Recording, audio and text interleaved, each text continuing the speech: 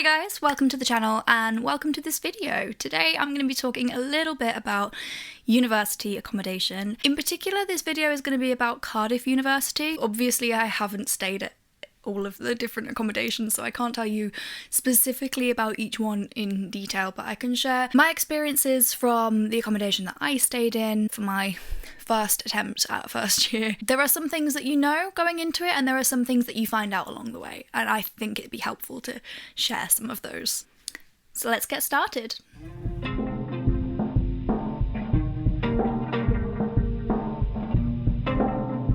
Okay, so essentially, I started my first year last September, and I lived in student accommodation. I then decided I wanted to change my course, and so I had to defer a year. So I will be starting again in 2024. But during the time that I was at university, I was in student accommodation. I actually stayed in Aberdare Hall, which is like really close to the main campus. As I said, I'm going to try and make this as general as I can about all of the accommodations, give you an idea of what to expect. So first things first, they make you list like your top 10 accommodations, putting like which one you would prefer right at the top, all the way down to the one that you would absolutely not want to stay at. At least that's what they did when I was applying last year, so I'm hoping that's still the same. If it's not, sorry. Firstly, I would start by checking the prices of the accommodation. I think that's fairly important. Then I would probably factor in the location. Some of the accommodations are a little bit of a walk, depending on what campus you're in as well, because there's kind of like the main campus, the North Campus, and then there's the medical students. So definitely try and get on the website. There should be a map that shows you where all of them are. That was one of the main factors that pulled me towards my choice of accommodation. Next, I would look at the amenities. Do you want ensuite? Is there laundry on site? Not all accommodation residences have laundry in that building. Sometimes if you go live in one place, you might have to walk to a different halls of residence to go and do your laundry. So if that's something you're not willing to do, maybe have a look at one of the accommodations that does have laundry on site. Are you looking for self-catered, part-catered, female only? Or do you need a family suite? All of this sort of stuff is available on the website, so check it out, have a look at what you're looking for, then try and create a list in order, factor everything.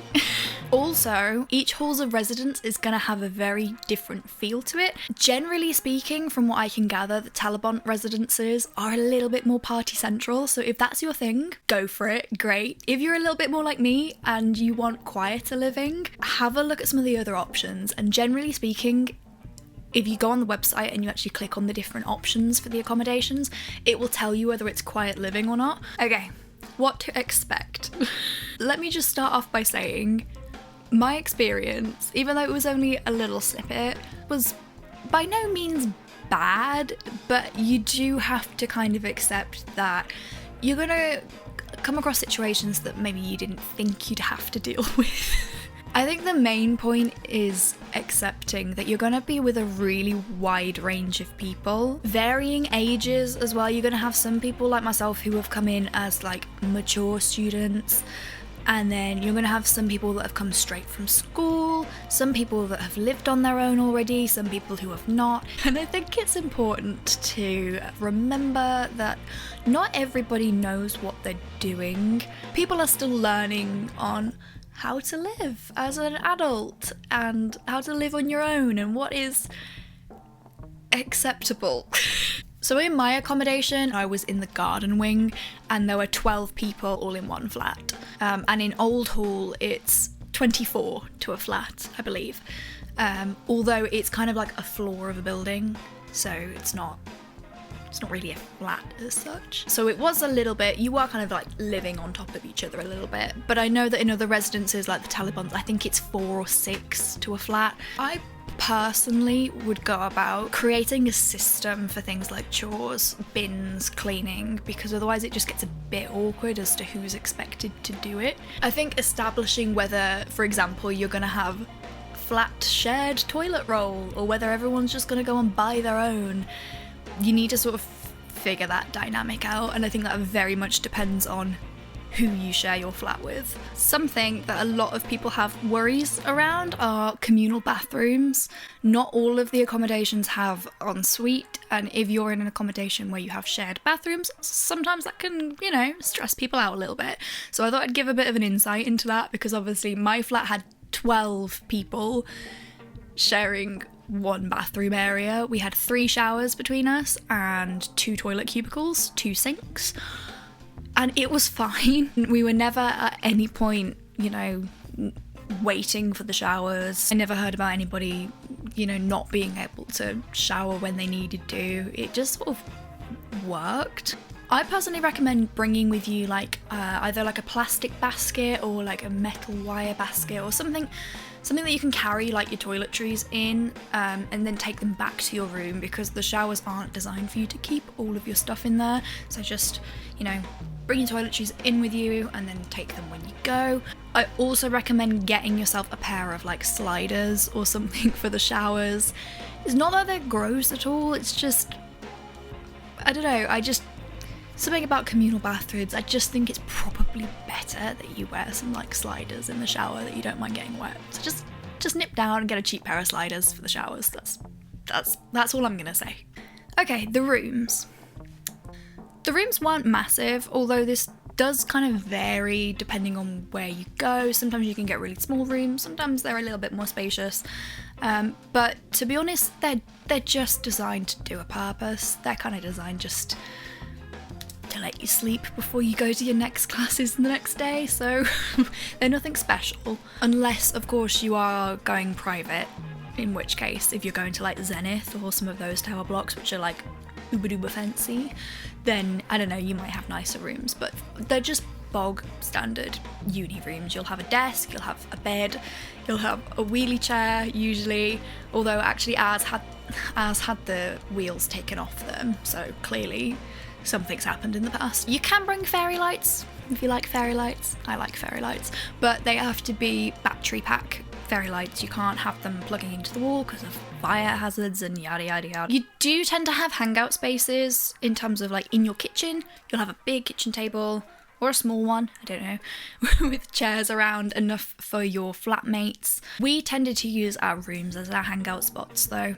typically, rather than the kitchen, just because in our flat it could get crowded in the kitchen if everyone was trying to cook at the same time. At Cardiff, when you move into your residence, in your first week, you'll be asked to complete a survey or a questionnaire, which basically determines the state of your room, if anything is broken, anything needs replacing, or if there's been any damage from the previous tenant that's there.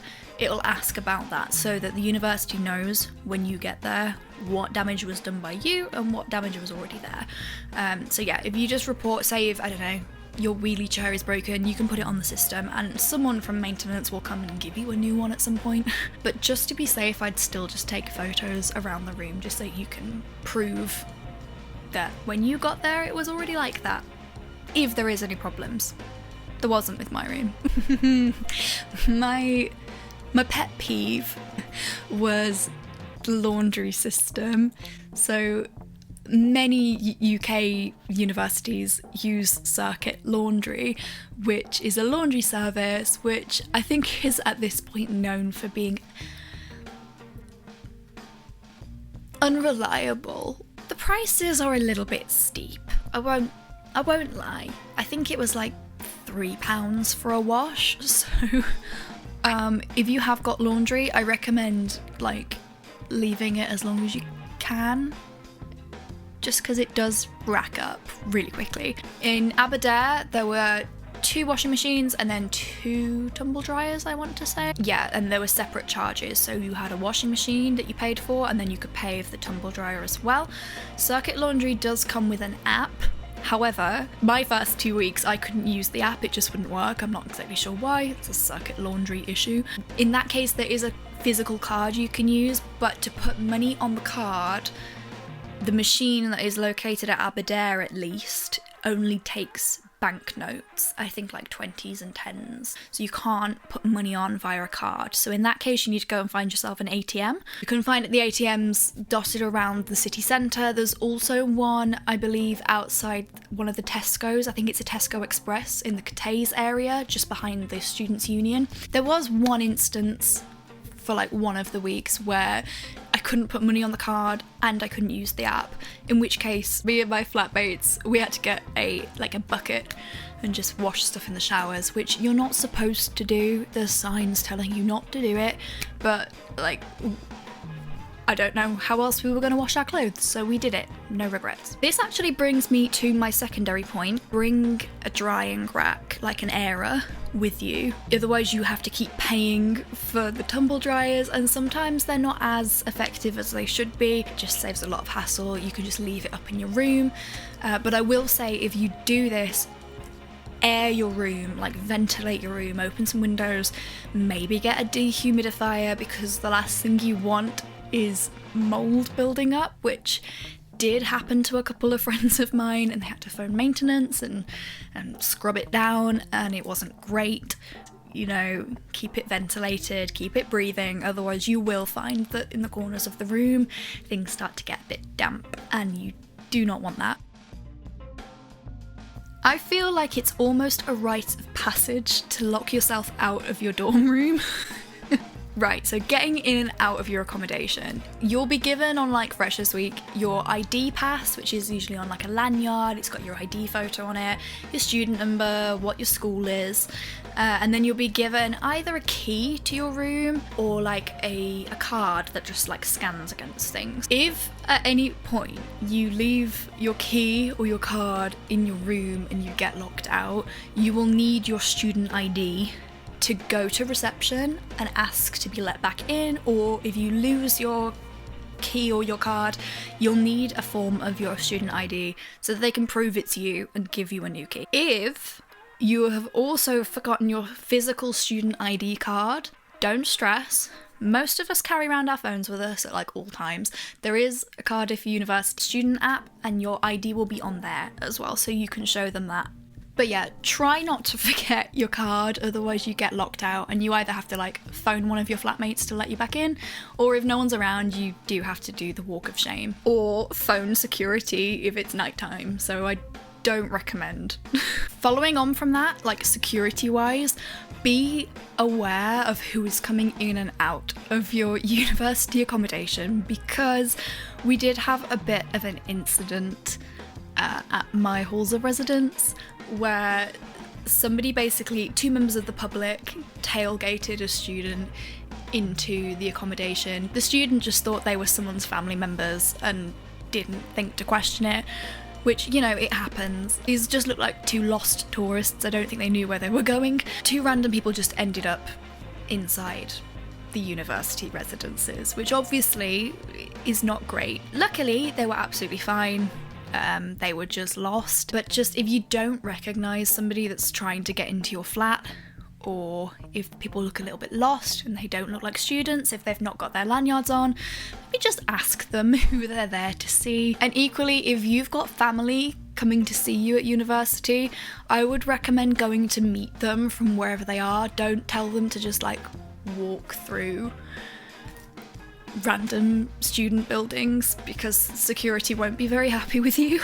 Some positives about Cardiff University that I really enjoyed. They have student res life, so like the residence life people, who are usually like third or fourth years that come and stay in the halls, university halls, and they live there and they're there to give you advice, to help. If you get a bit homesick, you can talk to them. And they also like have craft events, movie nights. They had like a hot chocolate like evening and donuts and stuff when I was there. They do like little events around the different uni accommodations. Definitely check out the Res Life events, because they are pretty cool. And yeah, generally speaking, halls is a lot of fun and you get to meet a load of different people. It's definitely an experience. It does throw you in at the deep end a little bit, but overall, I really enjoyed my time there. If it's your first time moving away from home, living by yourself, I think it's a really nice experience. Everyone's learning, everyone's getting by, everyone's starting their courses, and it's a really exciting time. Could the laundry be better? Sure, but to be honest with you, I think every other university in the UK has like exactly the same issues. Okay, that about wraps everything up, but if anybody does have any like general questions, if I can answer them, I will try my best to. Otherwise, I will see you guys in the next video. Bye!